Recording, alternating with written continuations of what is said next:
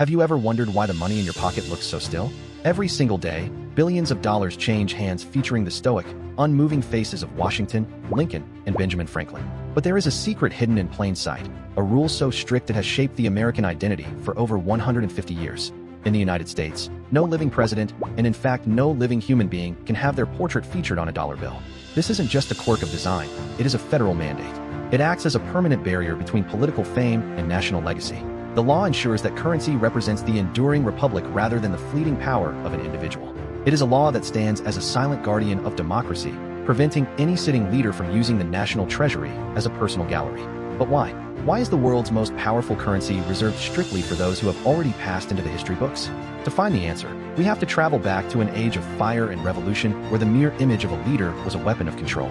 It's a story of vanity, humility, and a dramatic legal battle that forever changed how we view power and the green paper that fuels the world. If you like this kind of content, don't forget to subscribe to my channel, where you'll find interesting videos. To truly understand why Americans are so terrified of putting a living face on their money, we have to understand the world they were trying to escape. In the 18th century, the face of the king was the law. Whether it was King George III of England or Louis XVI of France, their portraits were struck onto every gold coin and every official seal. This wasn't just for decoration, it was a psychological anchor designed to reinforce the divine right of kings. It was a daily reminder to every peasant and merchant that they were subjects, mere property of the crown, bound by the image of their master. When the American Revolution exploded, the Founding Fathers didn't just want to change the government, they wanted to change the human mind. They believed that symbols were just as important as statutes in defining a free society. They realized that a democracy couldn't survive if the people continued to worship a single icon every time they bought a loaf of bread.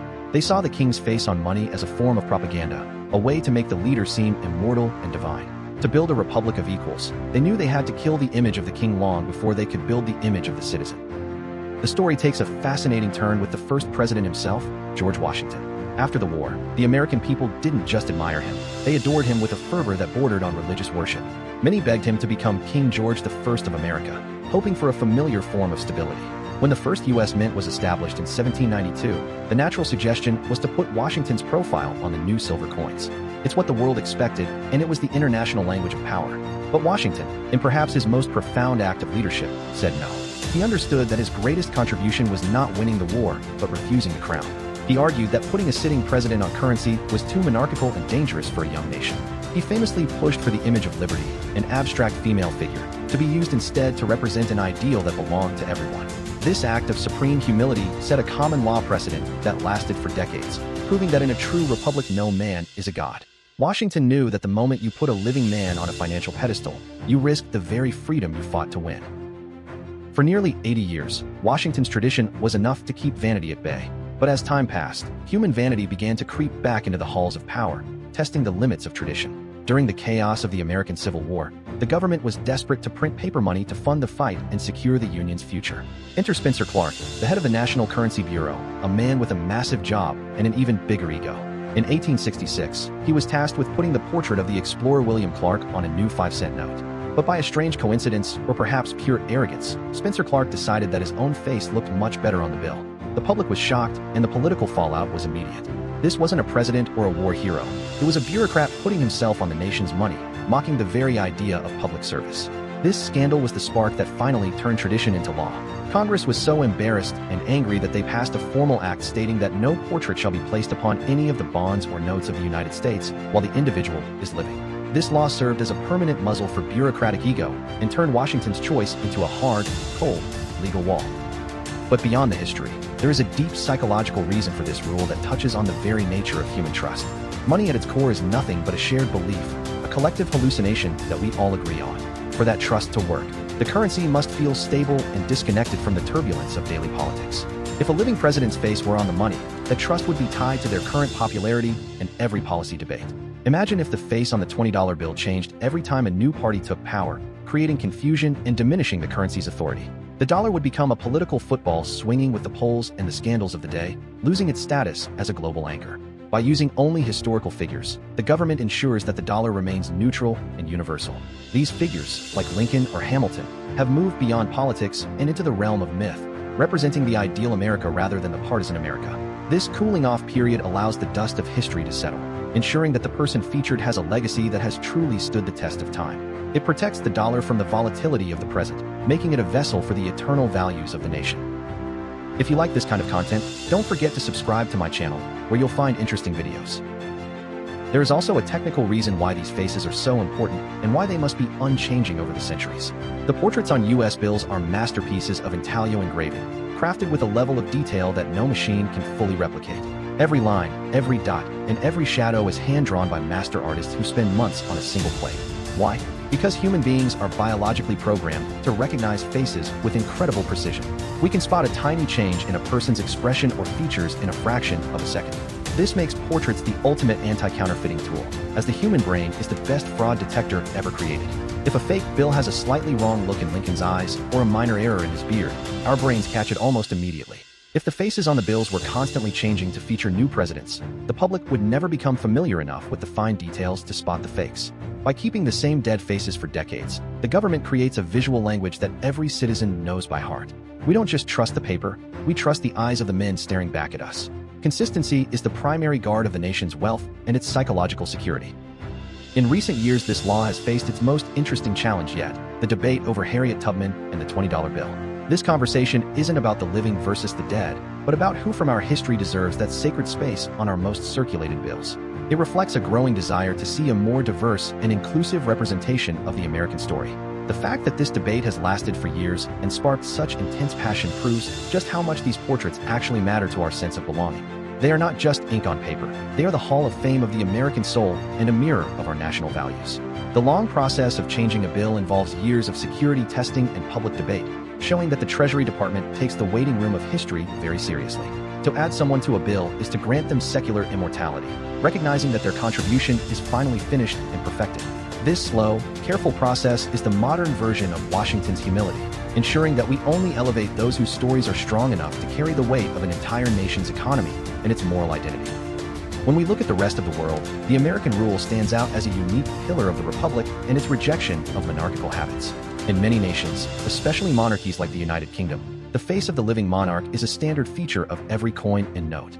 This creates a direct link between the wealth of the nation and the person of the sovereign. When a king or queen passes away, the entire money supply must be gradually replaced, which is a massive logistical and symbolic undertaking. It is a beautiful tradition, but it serves a different purpose. It emphasizes the continuity of the crown over the individuality of the person. In contrast, in many authoritarian regimes, putting the great leader's face on the money is an act of total dominance and psychological warfare. It tells the citizens that the leader owns the wealth, the history, and the very air they breathe. By refusing this, the United States sends a very different message, that our leaders are temporary servants and our values are the only things that are permanent. It is a humble admission that no one person is the state. It creates a sense of stability that the global market respects because a dollar from 40 years ago is still a dollar today. There is something deeply philosophical about the requirement of death for fame on currency. It suggests that a person's true worth can only be measured once their story is complete and the book of their life is closed. While a person is alive, they are still capable of making mistakes, changing their minds, or falling from grace in a moment of weakness.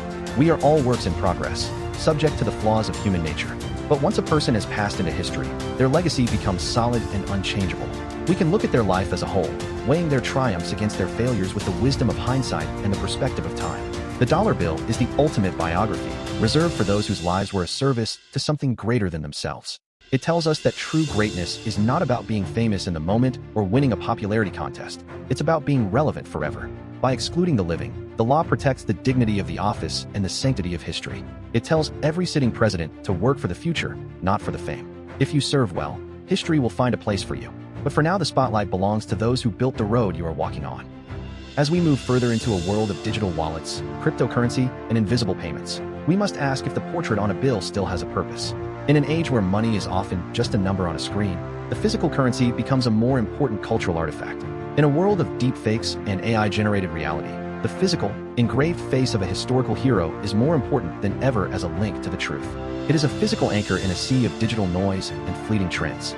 It reminds us that our economy is not just based on algorithms, but on real people who lived real lives and made real sacrifices to build this foundation.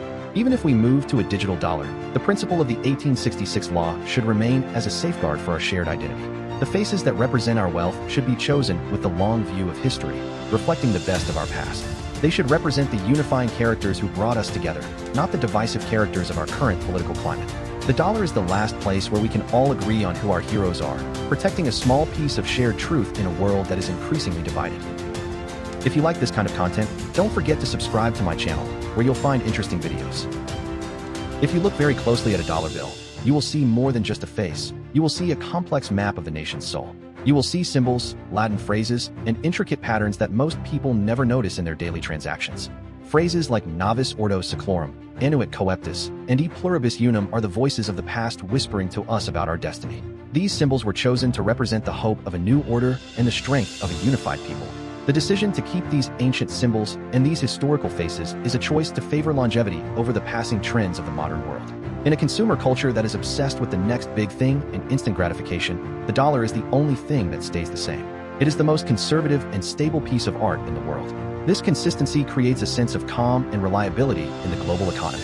When a trader in Tokyo or a merchant in Cairo holds a $100 bill, they see a global brand of stability that transcends local politics. It is a testament to the idea that some things are too important to be changed by the whims of a single generation. So, who actually gets to be on the money, and why were these specific individuals chosen? It's not just a list of presidents, it's a list of architects. We have Alexander Hamilton, who was never president, but was the architect of the entire American financial system. We have Benjamin Franklin, the diplomat and scientist who helped define the American spirit long before the nation was even born. These men were chosen because they represent the essential pillars of the American experiment. The Hall of Fame in your pocket is a curated collection of the best of the human spirit and its capacity for leadership. The law ensures that this collection is only updated when a person's light has shone so brightly and for so long that it can no longer be ignored by the passage of time.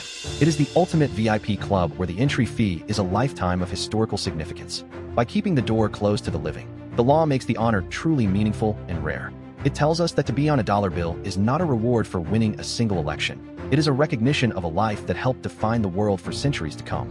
It is a high bar, and that high bar is what gives the money its gravitas and its global respect. At the end of the day, the law of 1866 is a lesson in humility for everyone, not just for the presidents who might wish for their faces on a bill.